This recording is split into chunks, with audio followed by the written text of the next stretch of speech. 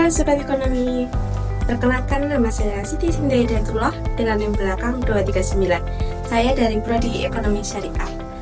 Pada video kali ini kita akan belajar mengenai ekonomi internasional yang membahas tentang cara negara-negara itu berinteraksi, saling berdagang, berinvestasi, dan bertukar mata uang. Menurut teman-teman, apa jadinya kalau negara kita tidak saling berdagang? Bagaimana dunia bisa bertumbuh secara ekonomi? Mari kita pelajari bersama dalam teori pertukaran internasional. Perdagangan internasional bukan hanya sekedar jual beli, melainkan juga strategi untuk mencapai efisiensi global. Menurut teori keunggulan komparatif, setiap negara sebaiknya memproduksi barang yang bisa dibuat dengan biaya relatif lebih murah, lalu menukarnya dengan barang lain dari negara lain. Dengan begitu, semua pihak mendapat manfaat maksimal dan pengeluaran minimal. Contohnya seperti di Indonesia lebih unggul dalam menghasilkan pertanian, sedangkan di Jepang lebih unggul dalam menghasilkan teknologi.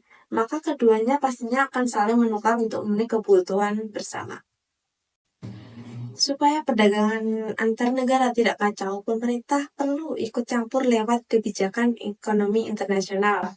Kebijakan ini misalnya seperti pajak impor, batasan jumlah barang yang masuk, ataupun bantuan industri dalam negeri. Kebijakan ini bertujuan untuk melindungi produk buatan lokal. Selain itu, organisasi seperti WTO atau IMF juga ikut membantu dalam membuat aturan negara agar bisa bekerja sama dengan baik. Dalam perdagangan internasional, tidak semua pelaku usaha bermain adil. Ada sekelompok perusahaan atau negara yang membentuk kartel, yaitu kerjasama rahasia untuk mengatur jumlah barang yang diproduksi agar harganya tetap tinggi. Selain itu, kartel juga seringkali mendiskriminasi harga, yaitu barang yang sama dijual ke negara yang berbeda dengan harga yang berbeda, bukan karena biaya produksi, tapi karena ingin mengambil untung yang lebih besar pada pasar tertentu.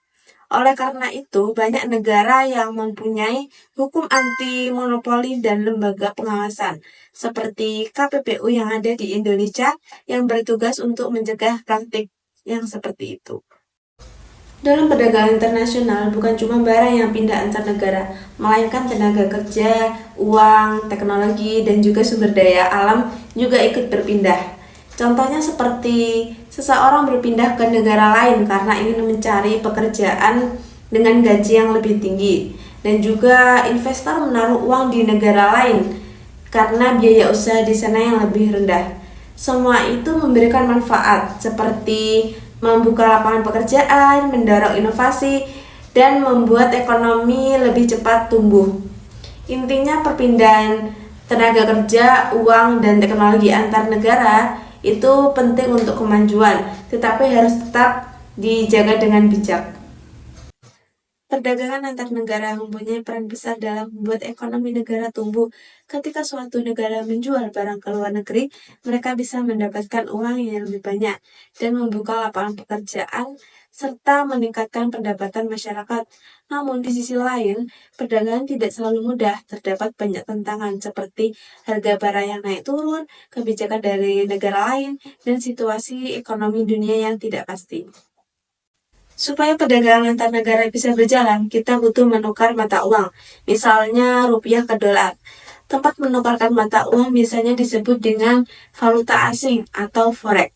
Disinilah nilai tukar atau harga mata uang ditentukan, tergantung permintaan dan penawaran.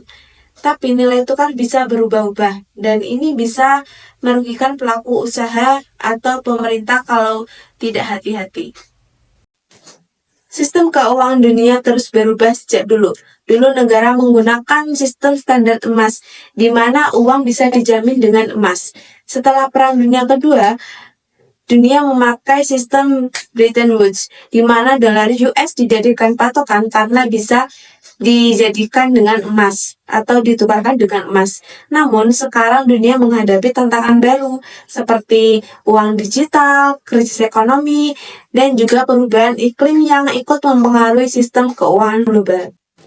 Perdagangan dan sistem keuangan dunia adalah seperti jaringan besar yang menghubungkan semua negara dengan memahami teori, sistem, dan tantangannya.